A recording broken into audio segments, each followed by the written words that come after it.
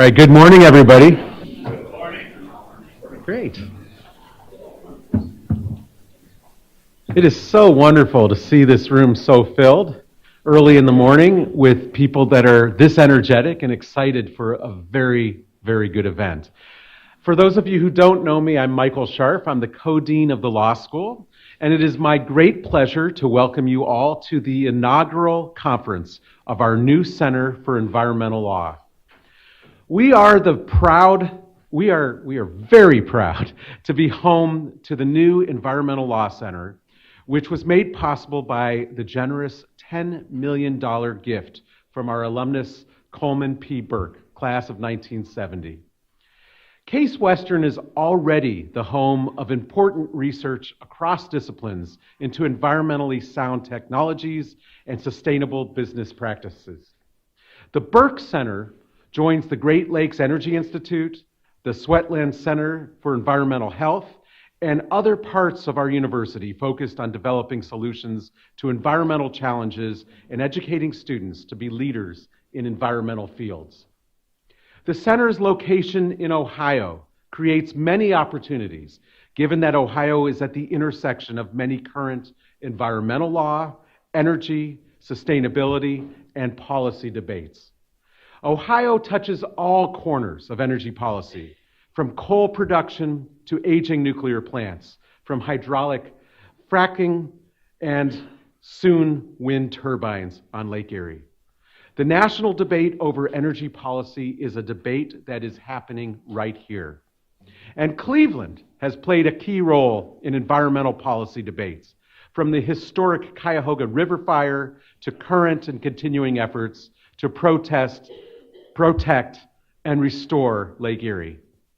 The national debate over how to preserve and enhance water quality is a debate that is also happening here. The Burke Center will be the home to conferences like this that invite academics, practitioners, and current and former officials of differing views and perspectives to engage in spirited discussions about key questions in environmental law and policy. The articles generated from today's conference will be published in our law review, where they will have a long-term legacy. The Burke Center will also enable the law school to extend its path-breaking work in experiential education to the environmental field, including a capstone experience in the environmental law area.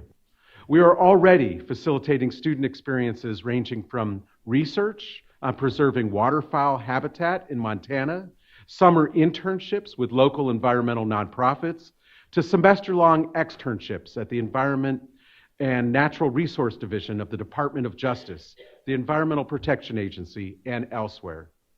We have a creative, talented, and nationally recognized faculty member who is serving as the head of our new center. And it is now my pleasure to turn the program over to Jonathan Adler, the John Verhey Memorial Professor of Law and Director of the Coleman P. Burke Center for Environmental Law. I hope you all have a wonderful day today. It is a great pleasure to welcome you here. Thank you.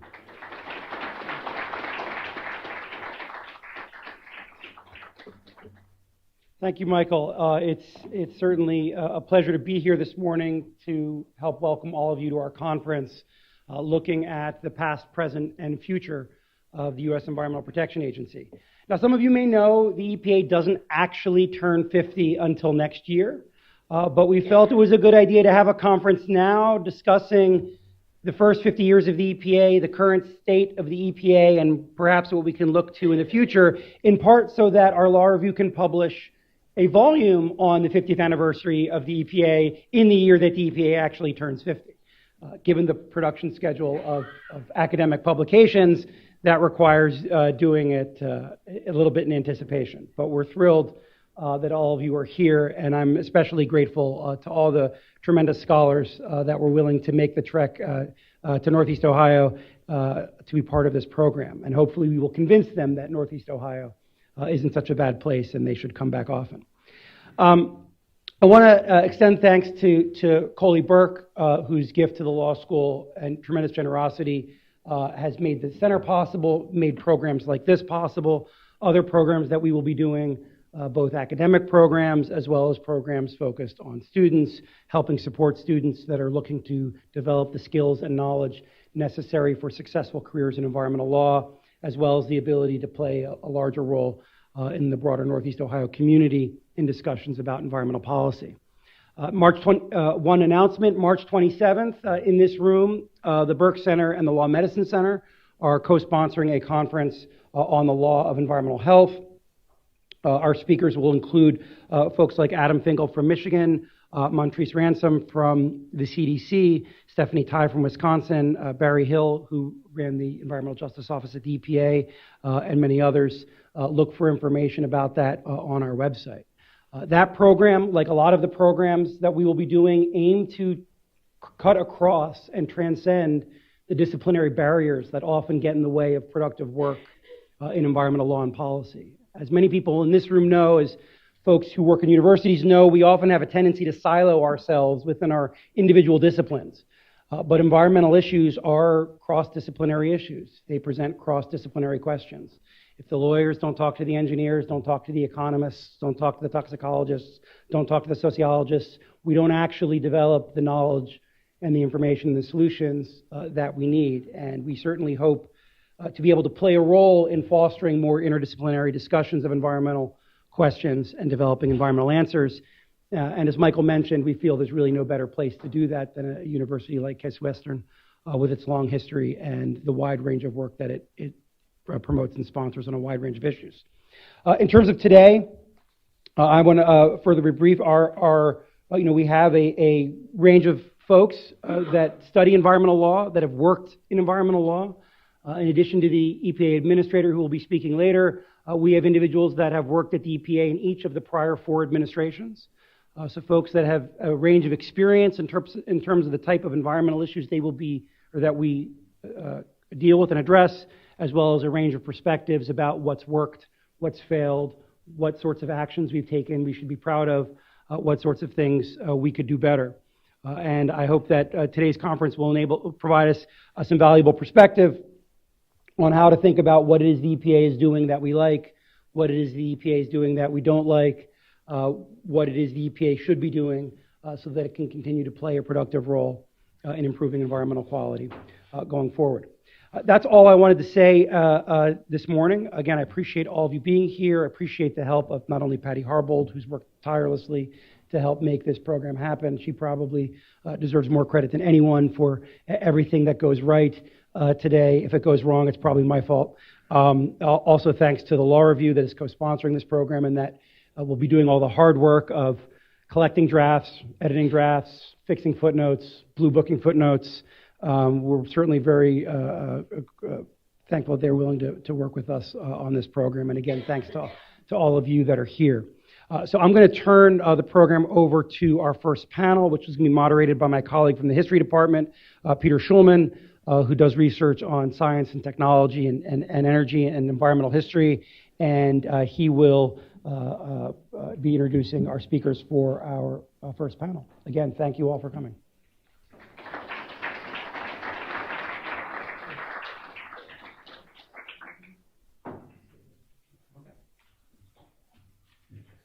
Good morning, everyone. It's a pleasure to be here. Thank you to Jonathan for inviting me to join this program. Like he mentioned, I am in the history department. I'm a historian, not a lawyer. But my work, which covers history of energy, environment, U.S. politics and policy, and technology, does touch on a lot of issues that relate to law and things that I find quite interesting and relevant. My recent work is actually dealing with the courts and U.S. forest policy way back in the mid-19th century, so a good 100 years before the EPA, but topics that still resonate today.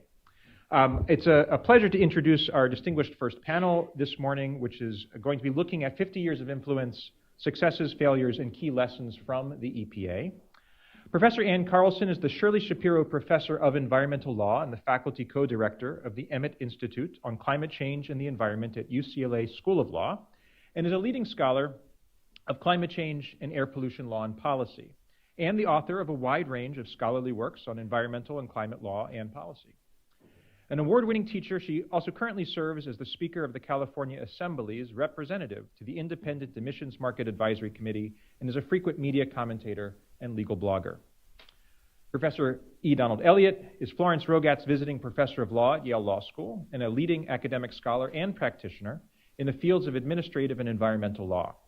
He is also senior counsel in the Washington, D.C. office of Covington and Burling LLP and co-chair of the firm's environmental practice group.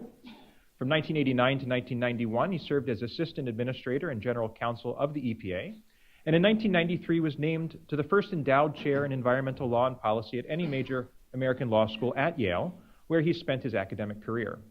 From 2003 to 2009, he was a member of the National Academy of Sciences Board on Environmental Studies and Toxicology, which advises the federal government on environmental issues. He's a prolific scholar and is frequently invited to testify before Congress on environmental issues.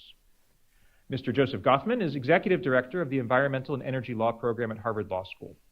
Prior to his recent work as Democratic Chief Counsel to the U.S. Senate Committee on Environment and Public Works, he was Assistant Administrator for Climate / Senior Counsel to the Assistant Administrator for Air and Radiation at the EPA, where he worked on the Clean Power Plan, the Mercury and Air Toxic Standards, the Cross-State Air Pollution Rule, the Oil and Gas New Source Performance Standards, and related air quality and climate change rules.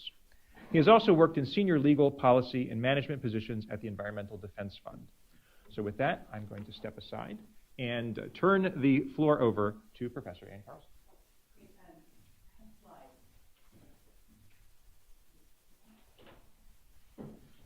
Speak without them, sorry. And how do we advance the slides? There they are, yeah. And That's an excellent question. Clicker? The keyboard. Here. So you go up or down? Okay, so the first thing to note is that I have a title here at the very top that says the Environmental Protection Agency turns 30. So I think maybe I'm wishful thinking about my own age or something. Apologies for the typo. So I'm really going to talk about the Clean Air Act. But I actually think the Clean Air Act has some interesting things to teach us about how to think about the Green New Deal. I should preface my remarks by saying that I'm in the midst of writing a book about Los Angeles and air pollution. It's tentatively called How Los Angeles Cleaned Up Its Air, and you can't really talk about the Clean Air Act without talking about Los Angeles and its history, as you'll see when I begin. But let me just start with a little bit of information about the Green New Deal and some initial thoughts about it. So I think many people, have some serious skepticism about the Green New Deal. Its ambition, its interweaving of a lot of different policy areas, not just environment, it's, at this point, lack of specificity about how you might actually accomplish some of the goals. But I started to think a bit differently about the ambition of the Green New Deal as I watched I think the really catalyzing energy that it's created among young people, among voters, and so forth, and started to think about whether that great ambition actually might have some promise, and to look back at the Clean Air Act, which was also a wildly ambitious statute, and ask whether the Clean Air Act has something to teach us about really ambitious goals. So let me just start with what the Green New Deal, I'm not going to tell you everything the Green New Deal does, I'm going to stay away from the non-environmental parts. I just want to focus on the fact that the ambition is really the timing of trying to achieve net zero carbon by 2030 through a variety of relatively general policies. One is 100% clean energy. I think that's important, actually, that it's not renewable energy, it's clean energy, leaving the category somewhat broader. Also, through the implementation of policies to upgrade existing buildings, important, but very, very hard to do, and investment in our transportation system and infrastructure, I think, with the idea of moving toward 100% clean vehicles, presumably electric, primarily. And the Green New Deal has come in for some really hearty criticism, and this is not only from those who are not big fans of regulation. So it's just worth pointing out that, for example, Ernie Moniz, the Secretary of Energy in the Obama administration, who says it doesn't violate the law of physics to do it, but that doesn't mean that it's implementable. It's basically, it's infeasible. We can't possibly meet that goal, says Moniz. Another prominent, very pro-climate advocate, one of our most famous scientific advocates, says the Green New Deal is nonsense. And I could have put up a whole lot more quotes that get uglier from there. But I just wanted to point out that the criticism is actually widespread, and there's sort of a common theme about its ridiculous ambition. So now I want to take you, why is this suddenly not? Down.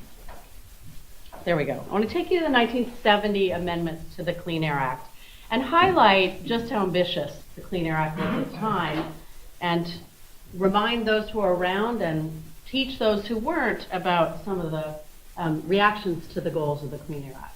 So let's just start. The Clean Air Act is obviously a wildly complex statute, not that complex in 1970, or at least not as complex as it's come, with the 1977 and the 1990 amendments and all the regulatory implementation that's gone forward. But I want to highlight a couple of parts of the Clean Air Act that really set the EPA in its very first years on an incredibly ambitious program to try to cut air pollution. So within 30 days, the administrator had to set national ambient air quality standards with an adequate margin of safety to protect public health. There were already some standards in the works. EPA did so. One of the most important that we'll talk about is ozone, although at the time it was called oxidants. And then there were some specified provisions about how we were going to get there. And at the time, we knew that automobiles were one of the major sources of pollution. So very importantly, the Clean Air Act amendments of 1970 specify 90% reductions in various pollutants by either 1975 or 1976, depending upon the pollutant. Remember, we're talking about 1970 here, and car companies need lead time in order to get their models out. So this is extraordinary, asking auto companies in essentially 2 years to outfit their entire fleet, about 10 million cars, with pollution control equipment, importantly, that does not exist at the time. We do not have the technology in place. There's a long history here that includes the auto companies colluding with each other to keep technology from being developed. But nevertheless, it's fair to say that at the time these amendments are enacted, the technology does not exist, at least in a form that can be mass produced to put on new automobiles. And guess what? The reaction is not a happy one. So this is Lee Iacocca. Those of you older folks in the room will know who this is. He's probably the most famous after Henry Ford, the most famous auto executive in the United States. At the time, actually, he's not yet president of Ford. He's the executive vice president. But he basically says, we don't have the technology. We're not going to be able to continue to produce cars after January 1, 1975. A refrain that we hear actually from the auto industry quite frequently about whether or not it can meet tough standards. But Ford is not the only one complaining. The head or the executive vice president of the National Coal Policy Conference calls this onerous, cumbersome, again, unrealistic, hearkening to some of the language of the Green New Deal. But it's not just industry that's complaining. This is a quote from an air pollution control officer in 1971 in Los Angeles. Los Angeles has actually had regulators in place since the late 1940s trying to do something about air quality, and basically says you could take the people, the cars, the industry out of Los Angeles, we still couldn't meet these standards because there's background ozone levels that just exist in the atmosphere that make this impossible. It turns out that's actually wrong in terms of the numbers, but nevertheless, the administrators on the ground are saying we can't possibly meet these standards. And they're not wrong, actually, it turns out. Okay, so Edmund Muskie, the famous senator who is very involved in the passage of the Clean Air Act amendments, essentially says, you know what, we get that and we don't care, because our responsibility is to establish what the public interest requires to protect the health of persons. That may mean that people and industries will be asked to do what seems to be impossible at the present time. Again, I think hearkening to kind of the spirit of the Green New Deal. And importantly, I think, Muskie here is embracing what becomes an extremely important part of the Clean Air Act, and that is to force the development of technology. So prior to the amendments of 1970, you may know that California issues the first mobile source standards to try to regulate tailpipe pollutants, but that is very much a technology following statute. In fact, there's great stories. I could go on and on. My head is heavily enmeshed right now in writing this book. But there's very, very good evidence that the car companies actually had technology in place that they were hiding, because the only way the California could regulate tailpipe emissions was to have technology available, commercially available on the market. And if they kept it off the market, then they couldn't be regulated. But again, that reflected an idea that we're not going to regulate till the technology exists. 1970 Clean Air Act amendments say we're not going down that path. We are going to force the development of technology. Okay, so Los Angeles is a really, really important part of this picture. In part because it is, as you know, it continues to be the smoggiest basin in the country, although I will say just a couple little tidbits, we'll get farther along here, but so the basin is really big and encompasses a lot of counties. I live in Los Angeles. Anybody want to take a guess about how many days Los Angeles County violated air pollution standards last year? One on one day. So part of my story is how Los Angeles cleaned up there, and I'll give you a little more data once we get there. But it's important to know that a bunch of stuff has happened in Southern California and California more generally that leads up to the passage of the 1970 amendments. One of the biggest things that happens is that a Caltech scientist, part of what Caltech called the Dutch Mafia, a bunch of Dutch scientists came over and joined the Caltech faculty, spent a lot of time demonstrating that the smog in Los Angeles is caused by cars. Something that was denied by the auto industry for a very long time, actually denied by a lot of pollution control regulators. And he actually recreated smog in a plexiglass chamber that he built outside, because part of what he discovered is that it was the interaction of sunlight with chemicals that created smog. And he was really viciously attacked, principally by the oil industry as opposed to by the car industry. And this attack actually led him to become the first regulator of what is now the California Air Resources Board, because he was so angry at the attacks on his scientific integrity that he actually took a leave from Caltech and became a government official as opposed to continuing his scientific work. So Dr. Hagensmith, also sometimes known as Hagen-Smog,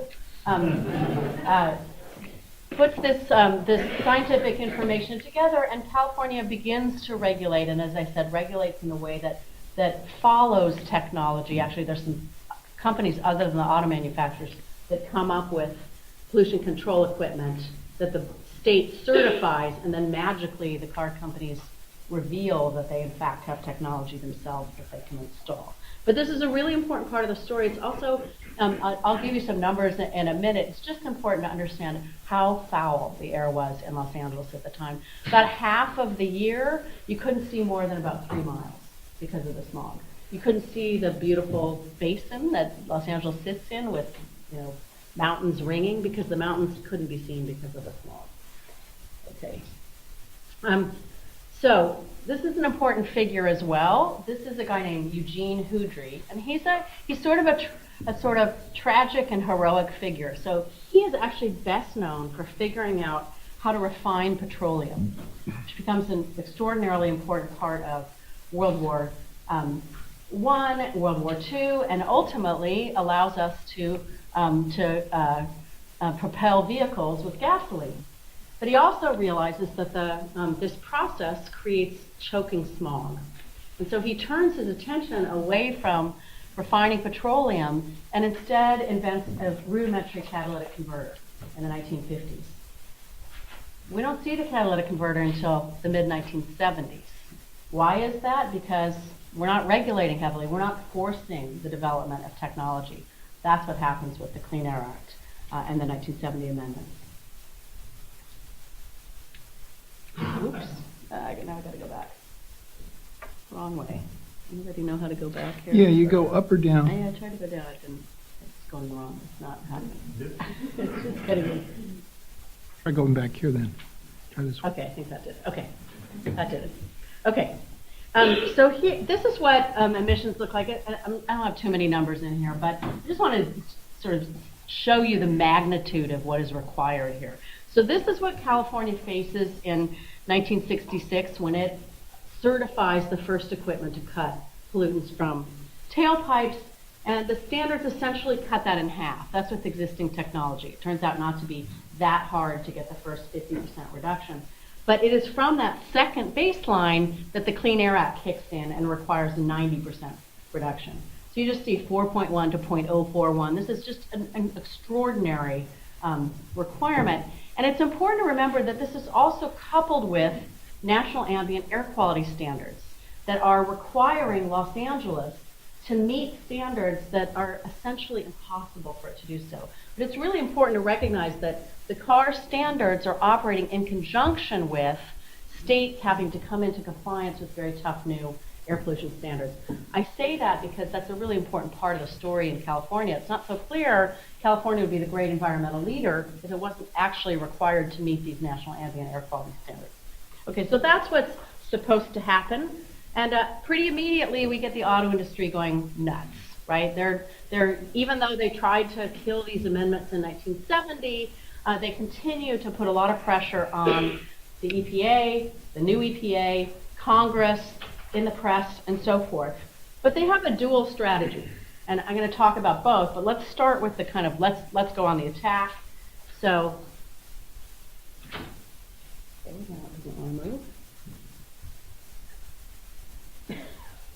there we go. All right, so some good Watergate era figures are going to emerge now, because remember in 1970, as EPA is created, this is also the time when there's all sorts of nefarious behavior going on behind the scenes by the Nixon administration. The Commerce Secretary, who later becomes, anybody know what CREEP stands for? Some of the older folks. Ready to re-elect president. Right, he becomes the chair of the Nixon campaign. Cool. It says in a 1971 speech, so this is after it's been enacted. The Clean Air Act shows a complete disregard for economic factors. It makes unrealistic technological demands. So again, this sort of theme that we hear about the Green New Deal. Lee Iacocca by this time is president, and he is basically saying we're going to have a complete shutdown of the auto industry. Lots of drama from Lee Iacocca. But at the same time, 5 minutes, I think I'm okay on that. Bill Ruckelshaus, who also becomes famous during Watergate for refusing to fire Archibald Cox, is the first administrator of the Environmental Protection Agency. And he's another hero in this story. So there he is. I love the expression on Nixon's face. I believe when he's being sworn in as EPA secretary, so this is before he stands up for the president and refuses to fire Archibald Cox. But he has this very short time frame, and one of the things that's important to know about the 1970 requirements to cut by 90% is that there's an out for the administrator. And the out essentially gives auto companies an extra year if they essentially can show that they're not going to be able to meet the technological demands of the statute. And so naturally, the minute they can, they file for this extension. Meanwhile, though, they're also working hard to try to meet the technological standards. And the statute asks the National Academy of Sciences to do a study, which is really an extraordinary document when you read it. Incredible cooperation with the auto industry to get a lot of really detailed information about what exactly is happening in trying to develop this technology. But we've got several problems. The catalytic converter becomes the kind of dominant technology that car companies are trying to develop, and there are at least 2, maybe 3 problems with it. One big problem is that leaded gasoline corrodes the catalytic converter. And so one of the great accomplishments of the Clean Air Act is actually, to some degree, an inadvertent one, because one of the things Ruckelshaus does is that he issues a rule that requires gas stations to offer unleaded gasoline, leading eventually to one of the greatest public health accomplishments ever. I'll talk a little bit more about that. But another problem is that they've never shown that a catalytic converter can actually operate for 50,000 miles, which is what the statute shows. And if somebody says, you need to do that not only in the heat of a Texas summer, but also in the winter in Alaska. So this is an extraordinary technological challenge. Oops, there's our lead. This is what anybody in the room who's over about 30 has lost 4 or 5 IQ points as a result of lead and gasoline. So the National Academy of Sciences comes out with this study saying no manufacturer has actually demonstrated that the technology exists to meet the standards. And what does Ruckelshaus do? He says, I don't think that statutorily you have met the burden to extend the deadline for a year. Sorry, auto companies, I'm going to make you go forward. And then he loses in court. However, he has a big weapon that is often really overlooked in the literature, and that is Dr. Ari Hagensmog, who is the chair of the California Air Resources Board. And California, under the statute, is given special authority to issue its own standards as long as they're stronger. This is what's at stake right now in all of the waiver dispute that we may hear something about in the next session. So California has a special authority to issue its own standards. And California wants to do so. And it wants to do so not only because California is a leader and maybe because Hagensmog really wants to get back at the car companies who lambasted his science, but also because it's got to meet the NAAQS. And it can't get close to meeting the NAAQS without seriously regulating cars because it's the biggest source of pollution. And so California applies for a waiver and the auto industry goes nuts. And what California essentially wants to do is require every new car in the state prior to doing so on the national level to be outfitted with a catalytic converter or some comparable technology that can meet those 90% cuts in the standards. It's actually slightly higher than that under the California standard. Ruckelshaus is under an enormous amount of pressure, but he goes ahead and he grants California the waiver. That's a huge part of the story in pushing catalytic technology because we've got this wildly ambitious requirement that California cut its pollutants, in particular in Los Angeles, really, really dramatically under the National Ambient Air Quality Standards.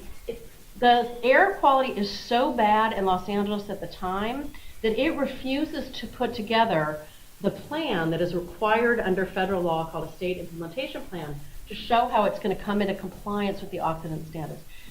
California doesn't actually come up with a plan until 1997 because it can't possibly meet the standards. Federal government proposes what's called a federal implementation plan that would have required gas rationing in Southern California of about 90% during the summer months, and another one that essentially would have banned driving in Los Angeles in order to meet the standards. Obviously not going to happen. I'm going to go over my time a little bit. Okay, so I want to show you now, I just want to finish by showing you what's happened since the Clean Air Act passed in 1970. So these are, it's a little bit tough to read, but you can see we violated the ozone standard in 1970 on 240 days out of the year. These other numbers are about very, very serious days when the smog was so bad that, so I grew up there in the 1960s and 70s. We used to have stage 1 smog alerts all the time. They were awful. In 1970, at the time that it passed the Clean Air Act, we had 9 stage 3 alerts. We were supposed to shut down all industry and stop driving during stage 3 alerts. That's 1970. Oops, went the wrong way. Here's 1980. You can start to see the progress. So by this time, we've got catalytic converters installed on new cars. Still a lot of bad, dirty cars on the road. But you can see the progress. Here's 1990. Here's 2000, so steady progress. Sorry, this is 1998. The reason I put 1998 up there is that 1998 is the last year we had a stage 1 smog alert. We have not had a stage 1 smog alert in 21 years. We used to have 225 a year. And so this is what 2018 looks like. The ozone standard is now tougher than that. So we are now violating the ozone standard on something like 114 days. But we're doing so very marginally, just over the 70 parts per billion, which is what the standard is currently. And almost all those violations are in the eastern part of the basin, not in Los Angeles itself. So those of us who are lucky enough to breathe the Los Angeles air and not the San Bernardino County air, we are on almost every day of the year not violating the ozone standards. Ozone's not the only pollutant that we do well on. So carbon monoxide, by 1970, we have 203 carbon monoxide violations. I will say in 1964, California had its own standards, and we violated the standard on 366 days because it was a leap year. So that's how bad it was in 1964. Lead, we didn't have a standard yet. We didn't have a standard yet for fine particulate matter, but the nitrogen dioxide standard we were violating in 205 days. I want to say just something about lead because the accomplishments are so extraordinary here. So we get a standard in 1978 for lead, the long story as well, and it's the standard is based on quarterly readings. We violated the lead standard. This is true, by the way, for every city across the country. This is not unique to Los Angeles. It's all because of the presence of lead in gasoline. The standard at the time was 10 times higher than what it is today, and we violated it by 5 times above that.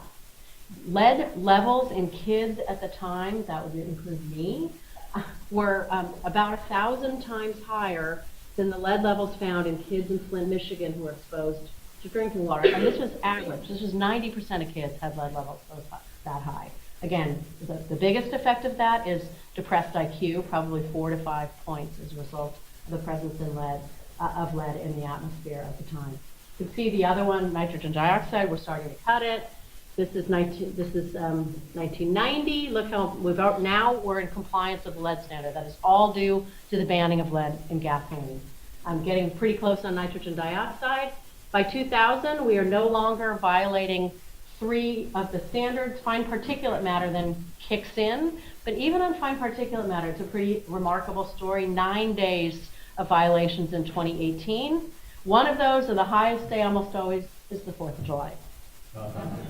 And now we're getting some wildfire violations. And I can tell you from firsthand experience, the smoke last week was terrible and was violating the standard. Okay, just 2 more slides. So one of the things to note is just how much cleaner cars are today than they were in the mid-1960s. Emissions have been cut by about 99% from the tailpipes of cars. And those cuts are lasting for something like 150,000 miles on a car. So as the car degrades, the pollution control equipment is not. And we're continuing to make huge strides so that by 2025, what's called our LEV 3 program, which is actually not subject to the freezing of the California or the yanking of the California waiver, the projections are that we're going to cut pollutants 75% more from already incredibly clean cars. So we're getting pretty close to zero emissions even without going to electric vehicles. These are just charts that show that nationally the same kinds of things have happened. We're seeing, even with giant economic growth, we've seen cuts of about 60% in aggregate pollutants over the course of the last 50 years. And then finally, this is just 1970 to 90. We often focus on the cost-benefit ratio from 1990 forward because EPA has broken it into 2 different studies. But if you look at it, the benefit-to-cost ratio of the 1970 amendments to the Clean Air Act is 42 to 1.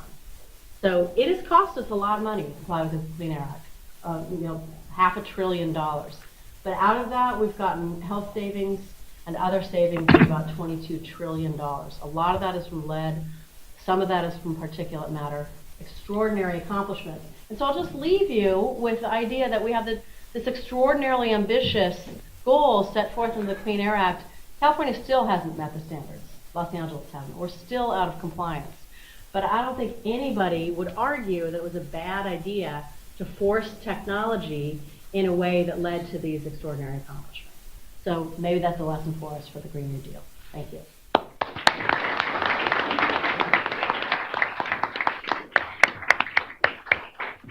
So thank you, Professor Carlson. We're going to move to Professor Elliott now. And after everyone's had a chance to speak, we'll have some time for them to engage with each other before opening up the floor to the audience. Well, thank you very much. It's a great pleasure to be back here in northeastern Ohio. My mother was born in Columbus, and for many years I practiced law representing the local utility, First Energy, in this area. And I have very fond memories of a very nice program that I did almost exactly 10 years ago with Wendy Wagner and Jonathan Adler on her fine book that was new at the time called Bending Science. It's the only academic program I've ever been on that is on YouTube. So you can go see Wendy, Jonathan, and me 10 years earlier. I am in very substantial agreement with the fine presentation by Ann. I think that the Clean Air Act has been a success, and I have the difficult task of trying to imagine whether we could have done even better. I think the key line in or one of the key lines in Ann's presentation was the line by Hansen, where he said if we want to deal with climate change, we should have a carbon tax now. And I think the important word in that sentence is now. And one of my main arguments is going to be that the system of legalistic bureaucracy that we've used in the Clean Air Act has in fact been successful, but it's been very slow. And one of the advantages of economic incentives that is not generally understood in the literature is their effect is felt immediately. They begin to affect behavior at the margins immediately. And I argue that we should do more of what has been, in my view, the most successful EPA program ever, which is the acid rain trading program under Title IV of the 1990 amendments, which, for those of you who are not familiar with it, reduced sulfur oxide pollution from utilities in the eastern half of the United States by 50% within 10 years, and did so at approximately 1/10 of the cost of a classical command and control regulation. That's due to the efforts of some very fine people, including Joe Goffman. Joe Goffman, I think, was centrally involved in making sure that the 1990 amendments were implemented, and particularly took a lead role with regard to the acid rain trading program. The interesting and fascinating thing to me about this is clearly, I think, the most successful program in EPA's history. I would say the car regulation is probably the second most successful. I would argue. We'll after the questions. Well, thank you. I didn't interrupt when you were speaking, but okay.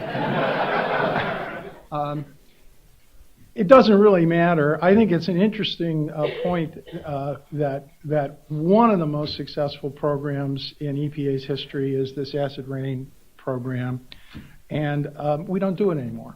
And the key feature of the acid rain program is it was a hybrid system. I'm not arguing in favor of economic incentives alone. I think one of the key things with the acid rain program was and this was a conscious decision, it was a combination of the traditional command and control regulation and technology forcing that Ann talked about, but also economic incentives on top of it. And it's quite interesting to me that we don't do that anymore. And Brian Mannix, who's in the front row here and is a distinguished economist, explained to me last night at dinner why we don't do that from a public choice standpoint. And maybe in the questioning period, if you're interested, we can get into some of that. But that's kind of an overview of what I'm going to talk about. There's no question that the command and control system that we've used under the Clean Air Act has made dramatic progress. I think progress with regard to other pollutants has been measurable and substantial, not quite as great as with the automobile issues, the mobile source issues that Ann talked about. My colleague at Yale, Marianne Chertow, has argued that that's not a coincidence, that we've been most successful using command and control techniques with what she calls the big dirties. That is, where you have relatively small number of sources, like the 3 automobile companies at the time. But be that as it may, there's no question that we've made measurable progress. This is the same chart. These are great charts that EPA puts out. This is one that Ann used as well. And it is still the case, though, that an awful lot of people live where the air is unhealthy. Probably if I were to redo that chart, that's again an EPA chart, I would change the word unhealthy to not clean, because this deals with both primary and secondary standards. So it deals with, but there's no question in my mind that Ann is absolutely right, that no sane person could argue that the air pollution control program in the United States has not been successful. It's been a very substantial success. However, it has in some ways been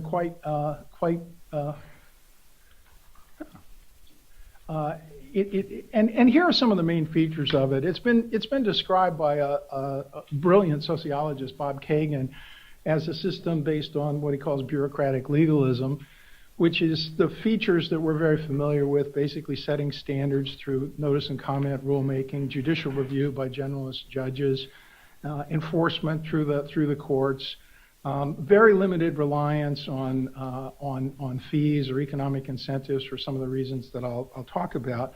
And this is a system of regulation that we basically modeled on the successful programs that we'd used in the civil rights movement and going back to the New Deal of notice and comment rulemaking, basically administrative law.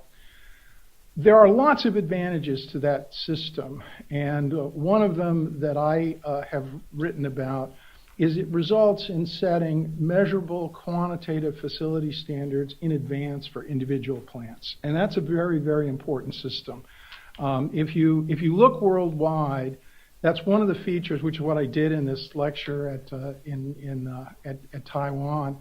When I was at EPA, one of the career people there, the late Don Clay, said, "This guy speaks in footnotes." That was not intended as a compliment, but in any event, and he probably should have said, "This guy speaks in footnotes, and most of them are self-citation." So I apologize for that.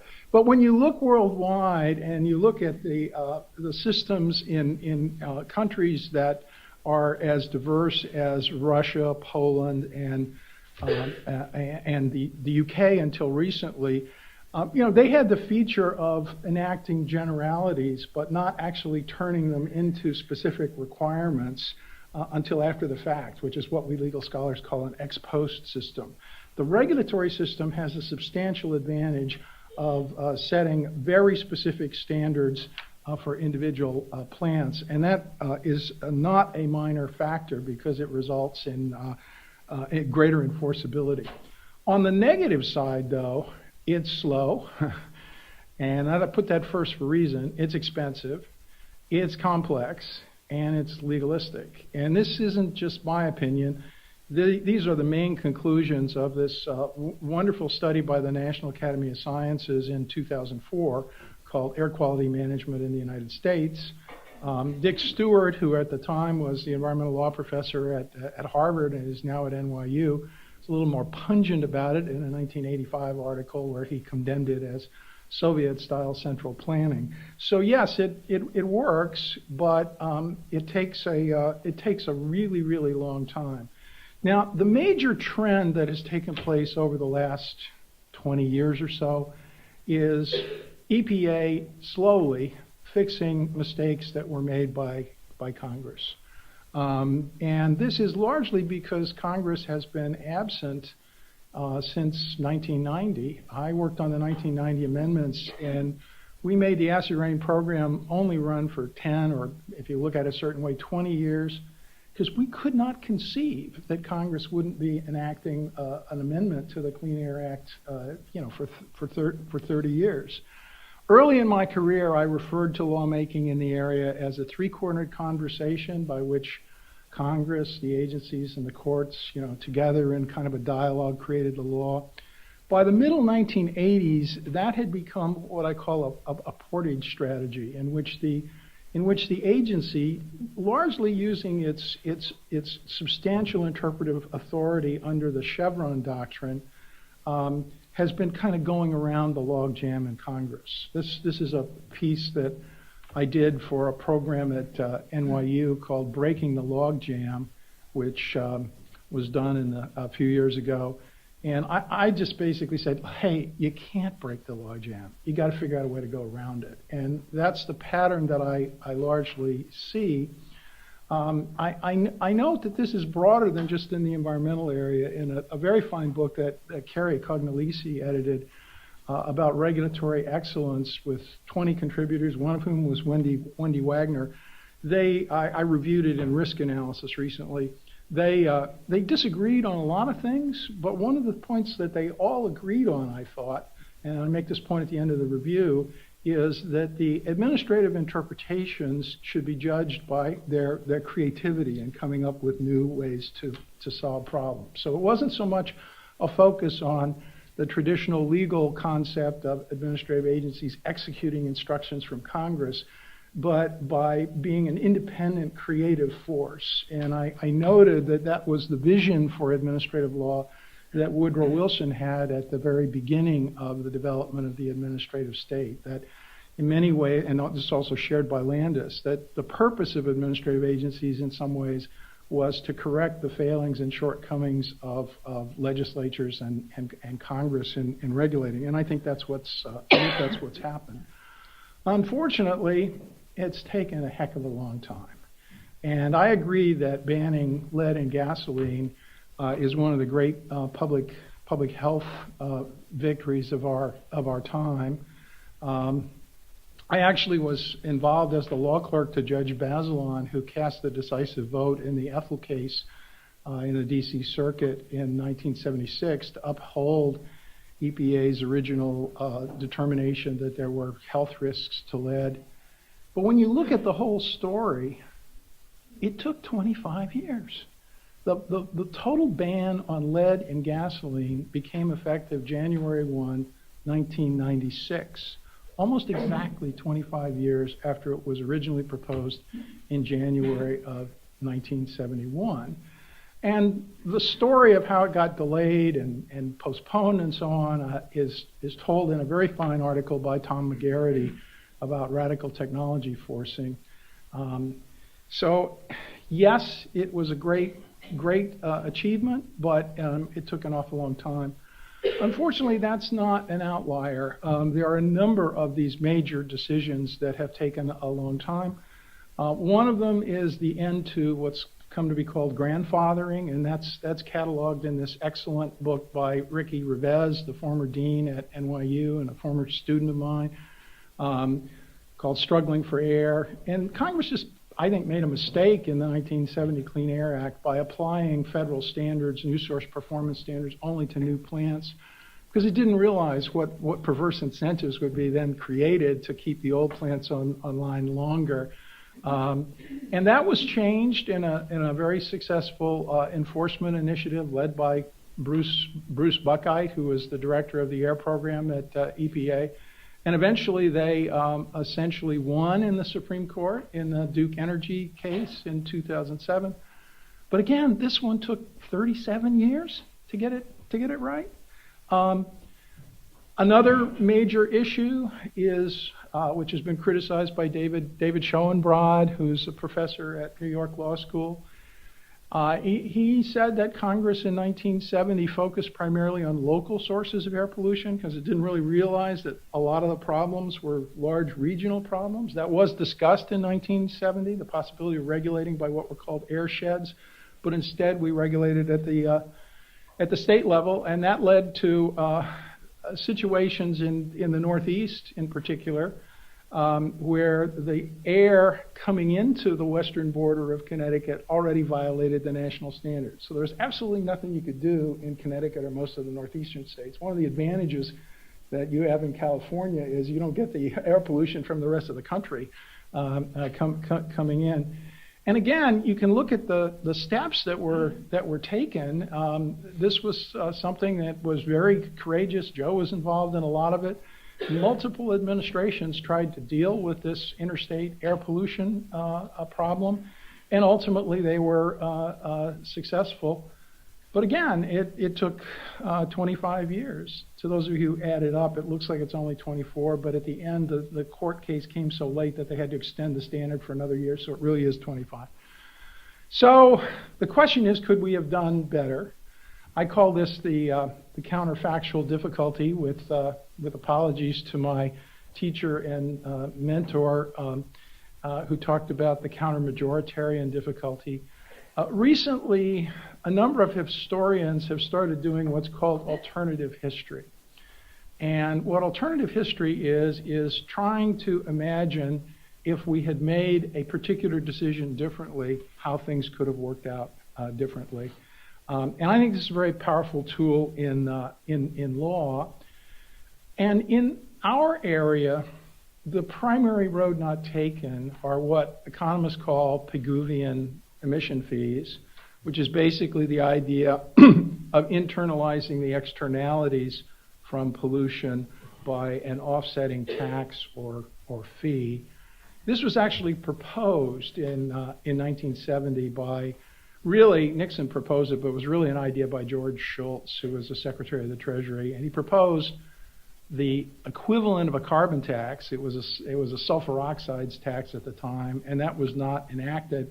We decided to go down the bureaucratic legalism road instead. I don't think it should be an either or. I think it should be a both and. And I think had we had the sulfur oxides tax in 1970, as well as the EPA command and control regulation, my view is that we probably would have had something like the success of the acid rain program, but 20 years earlier. Imagine how much more successful we would have been, and that I think would have established greater precedential effect to using economic incentives. There are occasionally very far-sighted academics who believe that we should be charging user fees for pollution as well as command and control regulation. This is an article that appeared in the New York Times in 1982. And it's not just a historical issue. I'll skip this. This is just because of time. I'll be glad to talk about it in the questioning, and I think it really fits in. We did actually get a pollution fee enacted in the 1990 amendments. It was in Section 185 of the Clean Air Act. EPA interpreted it out of existence, even though it was a specific mandate in Congress in 1990. And it fits right in with Brian Mannix about why did that happen? But okay, your turn. How do you do it? It just sticks every once. Yeah, every once in a while it doesn't. Okay, there we go. This is a current debate as well. This is an article that I wrote, and Jay Pendergrass and the Environmental Law Institute were kind enough to publish in the current issue of the Environment Law Reporter, in which I argue that EPA has existing statutory authority to impose user fees for pollutants, not just carbon, but all pollutants. And this is based on a 1952 statute that gives agencies the authority to impose user fees. If you're interested, what we call a carbon tax is not really, from a legal standpoint, a tax. It's a user fee, and I explain why that is in the article. This is not just some academic pie in the sky proposal. The latest numbers for which we have are from 2010, and in 2010, 22 federal agencies imposed a total of $64 billion a year in user fees. So that works out to about $3 billion per agency. If I get a chance to talk to Andy, who's somebody I've known for many years, I'm going to point out to him that if EPA were using user fees, they would not only be able to get immediate effect, which is one of the features of an incentive system, but Andy would be able to go to the White House and say, let's cut the EPA budget by $2 billion a year, and then go to the EPA staff and say, let's increase our spending by another $1 billion. So this is what other agencies are doing. EPA is not doing it, and I think it would be better if it did. Okay, the lesson here is to get I think the main conclusion is that command and control regulation can reduce air pollution significantly, but it often takes a long time. And economic incentives, whether they're tradable permits or Pigouvian emission fees, begin to internalize externalities immediately. And a combination of the two, like the 1990 acid rain trading program, is probably the most effective approach, and the one I think we should be using. And I did have another slide, but somehow it didn't work. And basically the last point in that slide was this is really the tragedy of the commons revisited. Most of you probably know Garrett Hardin's very famous article from 1968 about the tragedy of the commons. One of the reasons that that's such a successful and haunting kind of parable is it has a number of different lessons. But one of the lessons is that when you give away access to resources that are held in common for free, that results in their overuse. And I'm not against command and control regulation. I've spent my life on it. But I do think it works better if we combine it with economic incentives. Thank you.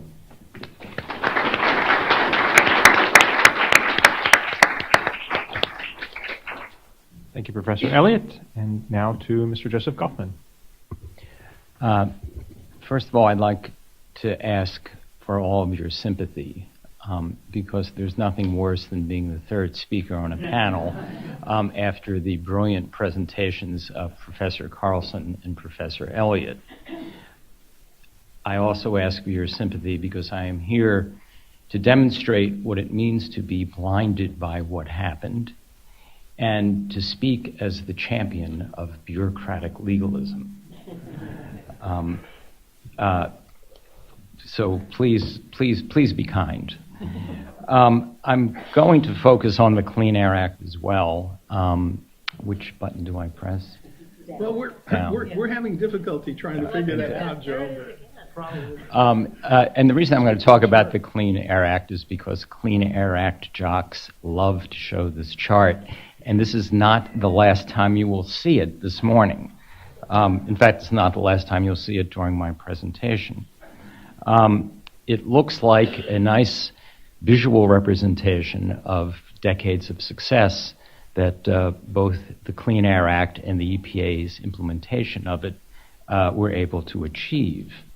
I'm also going to talk about the Clean Air Act because it is on the terrain of the Clean Air Act and the EPA's implementation of it that the current administration is conducting one of the more ambitious campaigns to, in the word of one-time presidential advisor Steve Bannon, deconstruct the administrative state. I'm going to present a view of the Clean Air Act based on, if you will, the text of the statute and a few legal opinions. And I'm going to present the Clean Air Act as a toolbox that Congress created for EPA. And for most of its history, EPA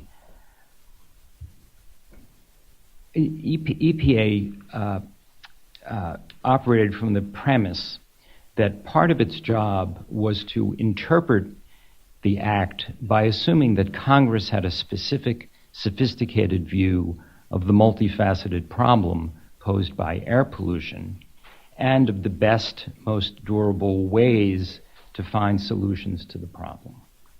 Thus, when EPA reached into the toolbox, it did so assuming that the tools it found there either were fitted for the task or could be fitted by the agency for the task, whether the task was addressing local air quality, long-range transport of pollution, toxic air emissions, or climate change. Current EPA management, in contrast, seems to operate from a different premise. Examine the agency's most prominent recent Clean Air Act actions, and you will find that it seems to see the same tools as inflexible and ill-fitted for the same tasks. In fact, it would be easy to forgive observers for suspecting that the EPA is determined to devise new interpretations of oft-used Clean Air Act provisions to render those tools ill-fitted, even useless for the tasks the EPA faces. The Clean Air Act itself, or I should say the watchword of the Clean Air Act, is progress. Progress of exactly the sort that characterizes the science enterprise and technology. Coupled with the progressivism of science and technology is a permanent urgency about tackling air pollution, an urgency created by the Act's mandate that EPA stay on task of continuing to find out what threats air pollution poses and of continuing to find the newest technologies and strategies for reducing it, and then putting in place over time an ongoing succession of rules and standards reflecting the latest science and the latest technology. These mandates are found in the demand that every 5 years EPA examine the latest science to determine whether national ambient air quality standards need to be revised in the demand that every 8 years, EPA determine whether advances in pollution control technology warrant tightening emission standards for new and modified sources, and then in the demand that EPA and the states permit new sources of pollution to be built only if they install and operate state-of-the-art pollution control equipment. Meanwhile, the architecture of the Act reflects a determination on the part of Congress that the problem of air pollution be attacked from every conceivable angle. Thus, the Act is designed like a net or web, creating interconnecting mandates and authorities so that the application of one aimed at one set of pollution sources triggers the application of other authorities aimed at other sets of pollution sources. Lest EPA not stay on task, third parties can bring citizen suits to enforce EPA compliance. The lexicon of the Clean Air Act features maximalist adjectives: best system of emission reduction, maximum achievable control technology, lowest achievable emission rate, best available control technology. If I had to reduce the Clean Air Act to one or two sentences, they would be something like, first, air pollution must be continually reduced, and second, EPA shall do what it takes to get the job done. If you doubt the first sentence, then in a moment I will show you some statutory language that at least foretells that outcome. If you doubt the second sentence, then consider the cross-state air pollution rule, or CASPER, CASPER being the Brett Favre of acronyms. That 2011 rule, which was ultimately upheld by the Supreme Court, relied on a provision that says little more that in the absence of state action, EPA shall devise a federal plan to reduce pollution that, quote, significantly contributes, close quote, to downwind non-attainment, and leaves it to the EPA to determine what significantly contribute means and what a plan for addressing long-range pollution should look like. On the strength of that provision, EPA followed a complex process to design a multi-state, multi-pollutant program featuring state-by-state emissions budgets implemented through regional emissions trading. CASPER, an EPA regulation based on barely a dozen words in the Act, compares in scope and complexity to the acid rain trading program that it took Congress itself to enact in Title IV of the 1990 Clean Air Act amendments. Down? Try it. Yeah. I hope you can see the text here and the highlighted sections. And if you look at the language, you'll see what I meant by that permanent sense of urgency about curbing pollution. The authorities of the setting of the NACs, the setting of new source performance standards, the achievement of maximum achievable control technology for air toxics, all involve a close nexus to science, a close nexus to the advancement of technology.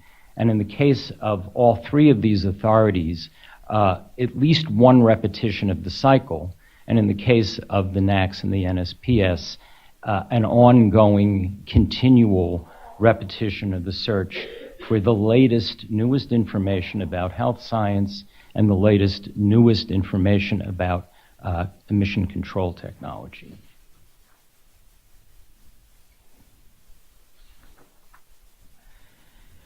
For the EPA to be on task as Congress directed is to be continually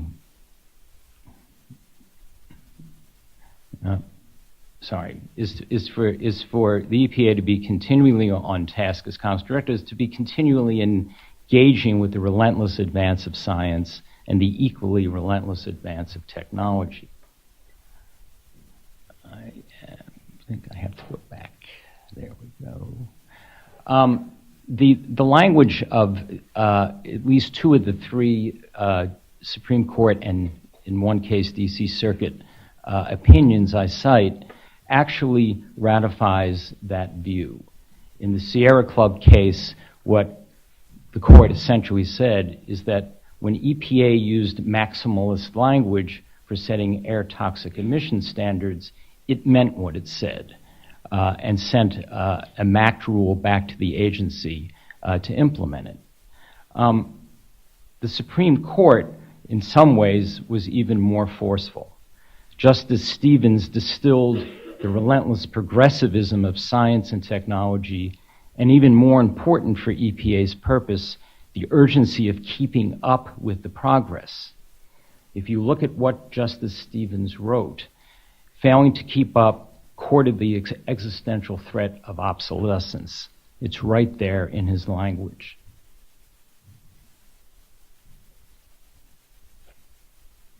Hate animated slides. Why do I use them?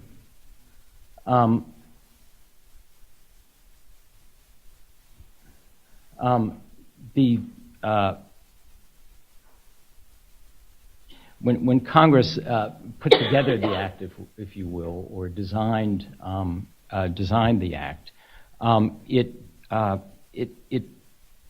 essentially created a structure or an architecture designed to attack air pollution in every conceivable, relevant, and appropriate way. And that architecture encompassed state-federal partnerships, programs tailored to address pollutants and sources ranging from national technology-based standards for entire categories of sources to individual source permitting.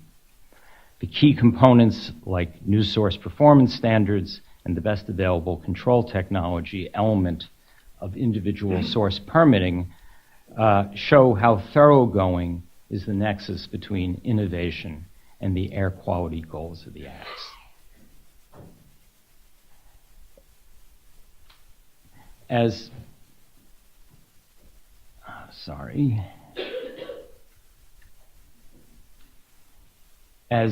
Professor Carlson illustrated, the EPA, or rather Congress, was preoccupied with the continual advancement of air pollution control technology from automobiles. In fact, some of the most important provisions in Title II of the Clean Air Act were actually pioneered or antedated by actions on the part of California. And Congress essentially incorporated the leadership of California as a permanent feature of the Clean Air Act, not only allowing California to set its own air pollution standards for automobiles, but allowing other states to adopt California standards. Thus, it built in not only a mechanism for promoting a pollution control technology innovation, but also for disseminating it beyond California.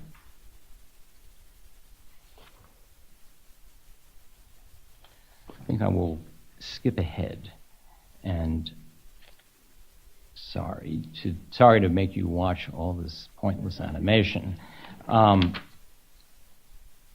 But I'm going to go back to Casper, because again, I think it's at least to my view, an example of what Professor Elliott referred to as the reliance on administrative agencies, at least in some cases, to introduce creativity to a problem-solving task without much more than Congress's direction to identify a problem and solve it. This is the statutory language on which EPA relied to put together the cross-state air pollution rule, and you can see that in many ways it's rather meager. In order to put the rule together, the agency had to go through multiple steps, and if you look at the third bar, you'll see that the agency had to undertake a technically complex four-step progress, both to characterize the problem assign responsibility to states, and then actually design a program which, as I said, was as detailed and in some ways more complex than Title IV of the Clean Air Act. And again, although Professor Elliott is correct, it took quite a while to do this. Ultimately, the Supreme Court itself upheld the agency's remit and the way in which the agency carried out its remit in setting up this complex program. One of the things that's worth noting is that the cross-state air pollution rule was not the first time that an administration had addressed the problem. Indeed, the initial foray was undertaken by the Clinton administration. A second foray was undertaken by the Bush administration. And I think that illustrates the fact that up until recently, the language of the Clean Air Act summoned a certain kind of bipartisanship in the way that it was interpreted.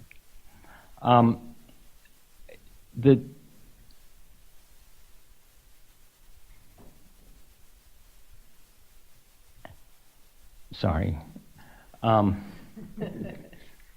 little slow. It's a little slow, not as slow as I, so, oops. Well, we're still at the Clean Air Interstate Rule and all right, well, and I still have time left. I think I will stop torturing you with the slide deck and try to wrap up here. After the experience of CSAPR, I think you can understand why, from the perspective of the EPA, a rule like the Clean Power Plan was not an outlier. The Clean Power Plan, in many ways, was no more radical than CSAPR itself was, and not an outlier relative to the other major power plant initiative that the EPA promulgated, which was the mercury and air toxic standards. And that essentially marked, along with the oil and gas methane standards that the agency promulgated in 2016, the end of an era, or perhaps maybe just the temporary interruption of an era. Because the current administration seems to be taking an entirely different tack.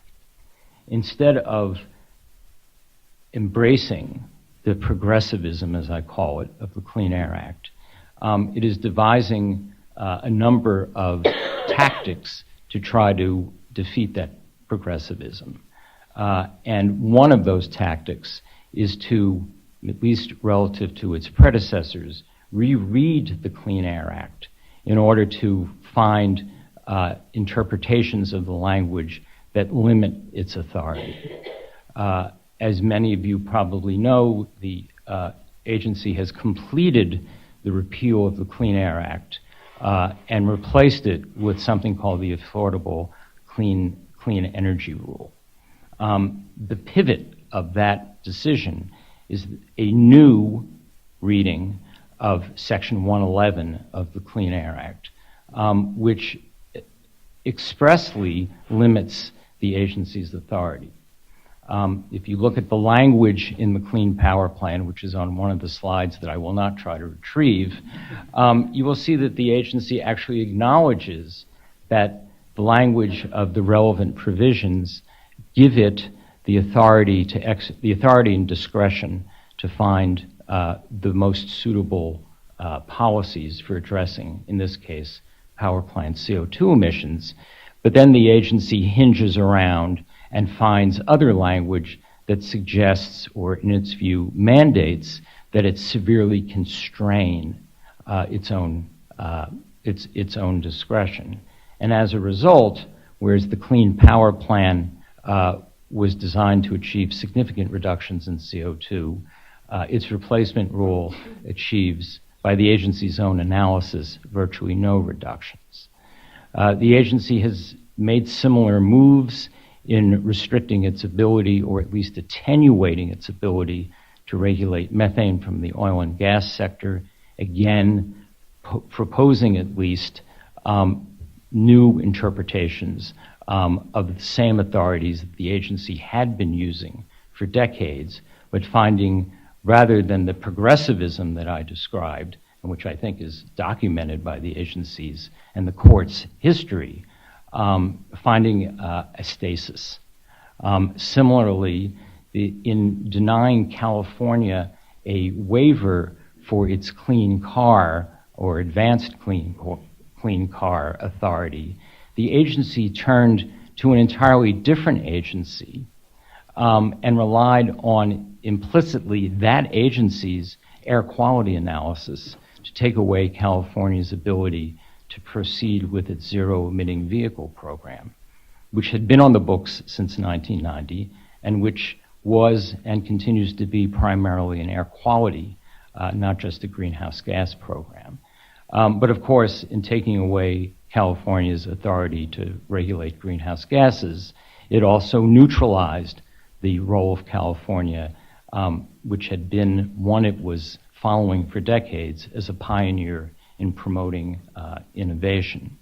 And finally, the agency has proposed to take away the premise of the mercury and air toxic standards, and has done so by offering an interpretation that amounts to concluding that Congress contemplated that mercury and other air toxic emissions from power plants would never be addressed.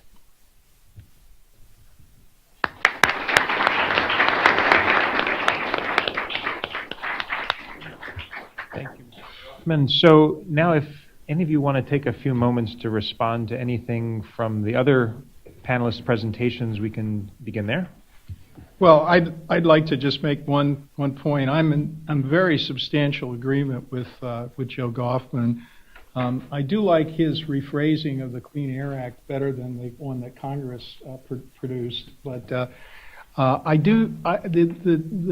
difference, I guess, is I am very much admiring of the CSAPR rule, the cross-state air pollution rule. There's a little joke there. You know, it was named Casper because it was Casper the Friendly Ghost. It was a redo and largely very similar to the CARE rule that had been done under the Bush administration, which was an expansion of the rule that had been proposed under the Clinton administration. Here's the fact, which was on my slide, but I didn't mention it. In 1990, we knew about the regional effect of oxides of nitrogen. We realized that there was a substantial interstate air pollution problem in 1990. And we, including myself, had in the House bill standby authority to promulgate other trading systems in addition to the acid rain trading system, which was limited to sulfur oxides. That was in the House bill. And it was taken out in the Senate at the instance of the utility industry, and what was substituted instead were some weak min-tech requirements, minimum technology requirements. And I remember when I got out of the government, I asked a friend of mine in the utility industry why they had done that. Because I said, look, it would cost you 1/10 to control the oxides of nitrogen through a trading system of what it would cost through command and control. And he smiled and laughed and said, yeah, we know that, but we thought by taking it out of the bill, we'd be able to delay the regulation of the oxides of nitrogen for 10 years. And we'd still get a trading system at the end of the line. Now, he was wrong. They were able to delay it by 25 years. And I think my only point of disagreement with Joe, for whom I have great respect, as well as Ann, is I believe that we have to be somewhat more critical of Congress and the role of industry in successfully delaying some of these programs by creating a very, very complicated system.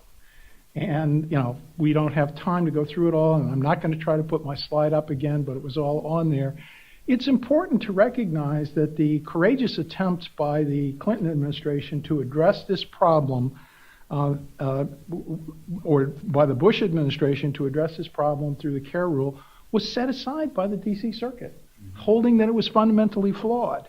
And then in the Casper rule in the Supreme Court, they were ultimately successful. But let's be clear that clearer authority by EPA to do some of these things would speed up the process. That's the only point I would make. Can I respond by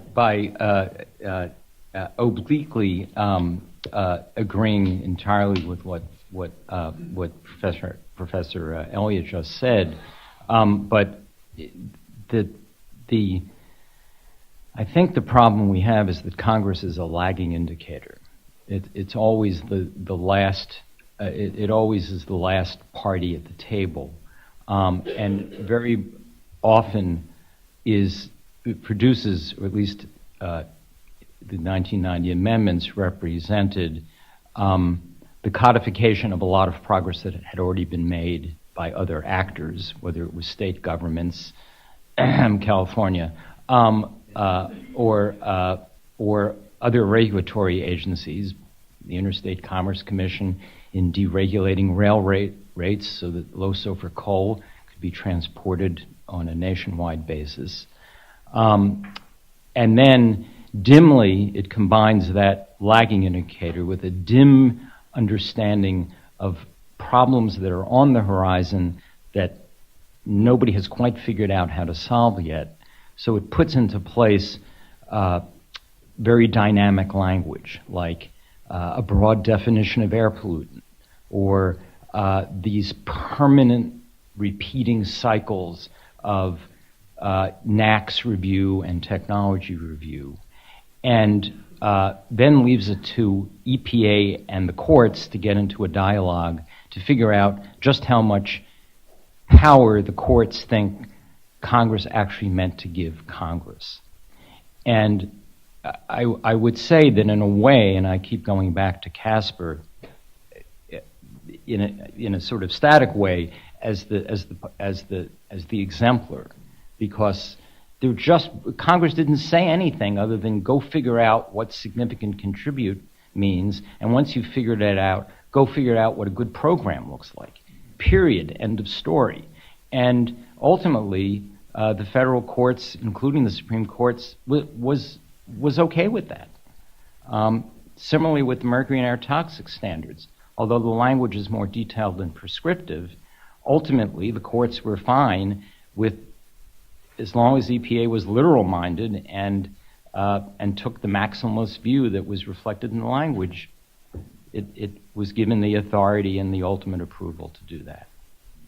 So I want to just raise one point that I don't have a great answer for, although I have some speculation, but I'll raise it for the panel, and that is to contrast California in its regulatory kind of policy making and its relationship with the legislature, with Congress. And the example that I think best illustrates this is California's economy-wide carbon policy, which was passed originally, I think in 2010, something like that, and the bill was 15 pages long.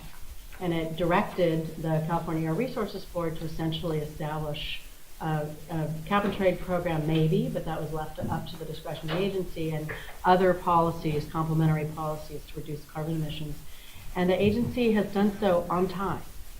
And I always think about the delay that Don, I think, did a great job of illustrating, not just on command and control programs, but also on market-based programs, when you look at all of the cross-interstate issues, and try to figure out what is it about the state of California that can move much more rapidly and that allows the agency to get its job done, even though we have active environmental groups that sue all the time. We have a lot of the sort of similar characteristics. What is it about the EPA process that makes that process so ossified? And I don't know that I know all the answers. I think one is Congress. I think the fact that Congress sits back and does nothing for so long and doesn't give direction to the agency, leaves it to the courts and the agency to apply. But I don't know that that's the whole story, and I'd be curious about, why do we have this cumbersome sort of process, even when you can have sort of very similar statutory language in both jurisdictions? Can I try to? And then we'll open it up. Yeah, I'll try to do a first order approximation to that. It's because of the tremendous cultural diversity in the country. You know, if everybody in the country looked at the way that the environment, the way the people in California do, it wouldn't be nearly the challenge that we have.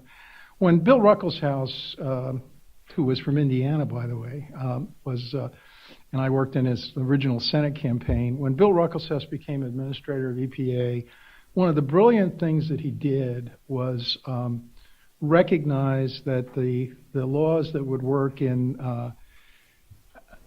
New York and New Jersey and California were not going to work in Alabama or Mississippi. So he created the regional structure of EPA and delegated substantial discretion to the regions.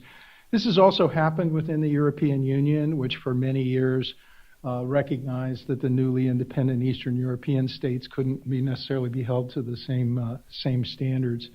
So the pattern that we see is one of California leading in most areas, and then over time. I represented Puerto Rico a number of years ago in their dealings with EPA.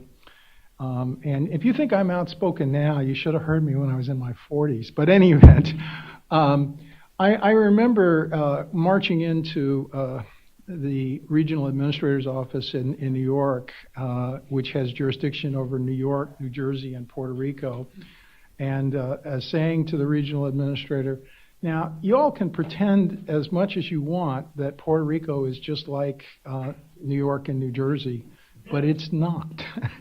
And he was sufficiently responsive that he created an outreach office in Puerto Rico, which I think has been very successful in helping Puerto Rico comply. But I think it's not just the political diversity; it's the diversity of the country. You know, most people don't realize that the eastern half of the United States is 10 times more densely populated than the area between the Mississippi River and California. That creates a very, very substantial problem, and we've tried to deal with that sometime. We thought very seriously when we were looking at amending the statute in 2003 and 2004 of setting up 4 different regional trading systems, and that was actually proposed in the administration's bill. But I do think that part of the problem, part of the dynamic that has to be managed, and part of the creativity of the system is that we are a very diverse republic, and that's part of the genius of a federalism system. Yeah, the only thing that I would point out is, you know, we did produce Ronald Reagan as governor and as president. We produced Richard Nixon. The Central Valley of California is not a wildly pro-environment part of the state, and so I don't know that fully explains it. I think it's part of the explanation, but I think there's more going on there, and it may have to do with the setup of bureaucratic structures and so forth that make me think there's a more complex answer to the question. Let's take a moment to open it up in the time we've got left. So if anyone out there. In view of the political challenge of any carbon program that includes the word tax, I'd be curious on the panel's views of the structure that's been proposed for a carbon fee and dividend program. Well, I think it's a great idea, and the title of my article puts the word tax in quotation marks, and more the burden of the article is to argue that it isn't really a tax, that it is a user fee for giving a special benefit, which is access to use the public's air for disposal of waste. And there are lots of places where we have public property, and if a private actor wants to use it for their private purposes, we charge them a user fee for it. And I would say that this is not limited to carbon. This could be true for other pollutants as well. And I think that, again, going back to the quote from James Hansen, the advantage of these economic systems, in addition to command and control, is that they become effective now. And many of these other features and programs, whether it's the Green New Deal or the Green Power Plan, have the unfortunate feature of politicians being able to claim credit for doing something, for promulgating a rule that will say that other people have to do something to actually deal with the problem several years in the future. And I'm not opposed to this, but I think people should recognize that, for example, the Obama administration waited until the last year to do the Clean Power Plan, and the structure of the Clean Power Plan was not that the federal government was going to do anything, but that the federal government was going to command various states to do things several years down the road.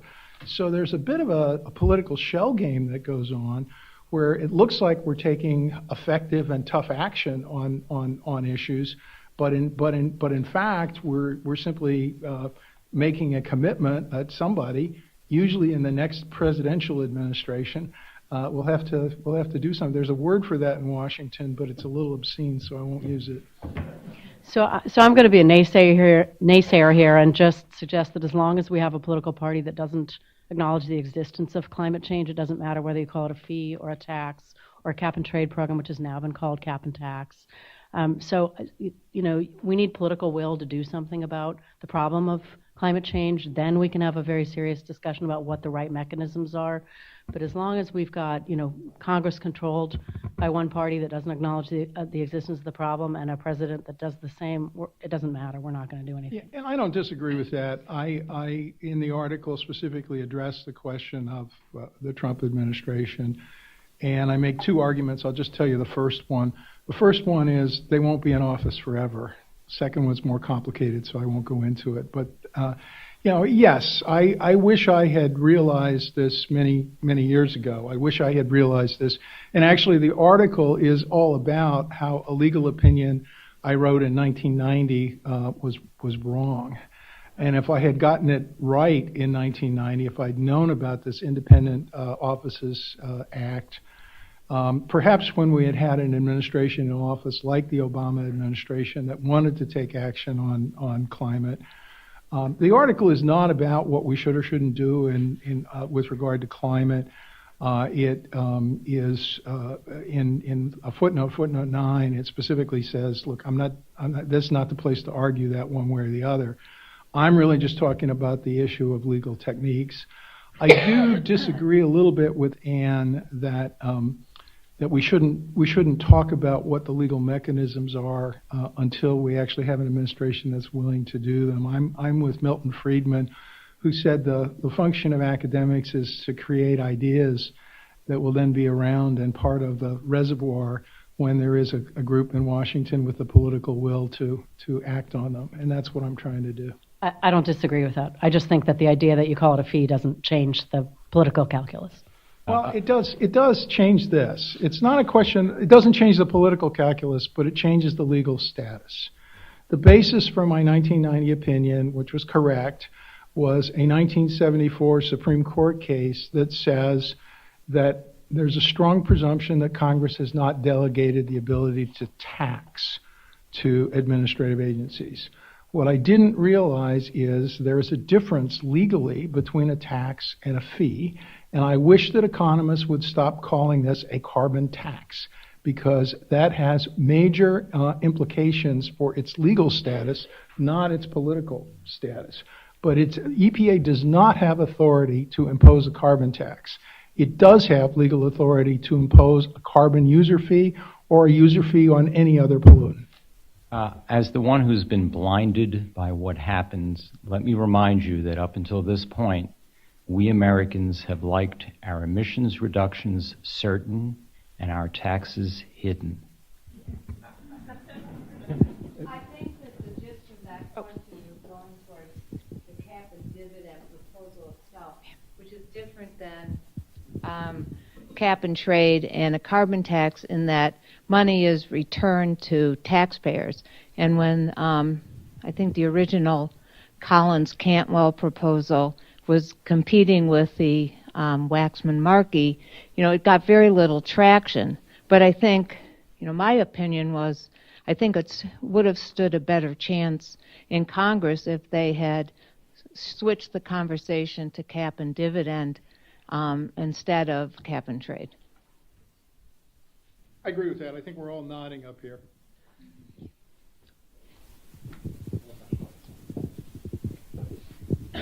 If no one asks, Gentleman in the green tie. if no one asks, we'll ask a question. I'll ask. There used to be that we updated environmental statutes with some regularity. The Clean Air Act was last meaningfully amended in 1990. We are quite literally trying to address 21st century pollution problems with 20th century technology and legal rules. Setting aside whether or not Congress is likely in the near future to revise the Clean Air Act, is that something that should be an aim? And if so, briefly, what would a 21st century Clean Air Act look like? How would it be different than what we have now? Well, I'll start. We got very close to amending the Clean Air Act in 2003 and 2004. Basically, there was an incredible consensus between the two political parties as to what would be done, and it was basically very similar to the proposed amendments in 1990 that were passed by the House but were not adopted by the Senate. And that is to give EPA authority to create cap and trade systems for multiple pollutants. The difficulty was that and I was on a number of panels with people at the time talking about this. The Republicans had proposals for 70% reductions, and the Democrats had proposals for 90% reductions. And I'm sitting there saying, duh, there's a deal to be had at 80, right? But both sides thought they were going to win the next election, and they were very clear about it.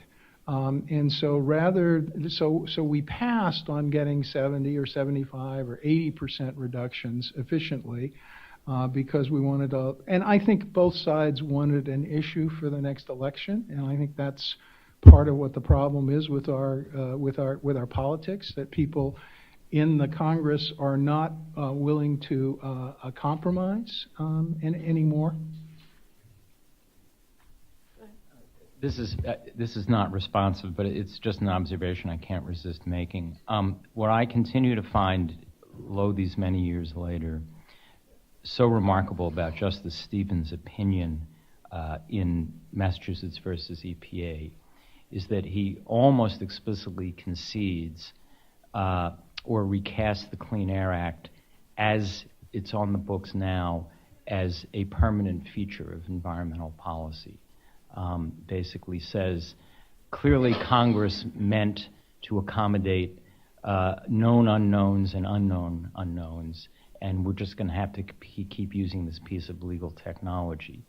It's not obviously not an answer to your question, but it seems to be the situation we're in. But I think it's I'm sorry, but I think it's very relevant because it suggests that getting rid of the Chevron doctrine would be a terrible mistake for a lot of reasons. So I agree that clarifying EPA authority to establish cap and trade programs would be a great improvement, particularly for cross-state pollutants. But the big and giant looming question is, what do you do about greenhouse gases? With this court, I think that it's going to construe EPA authority to regulate greenhouse gases very, very narrowly. And that means that, if we're not going to adopt a carbon policy, a cap and dividend program, or whatever it's going to be, then I would want clarification that EPA has the authority to regulate greenhouse gases in as expansive a way as it does conventional pollutants. But that kind of begs the question about whether Congress ought to be what Congress really ought to do is address carbon pollution directly, either through the Clean Air Act or some other way. I think we're out of time.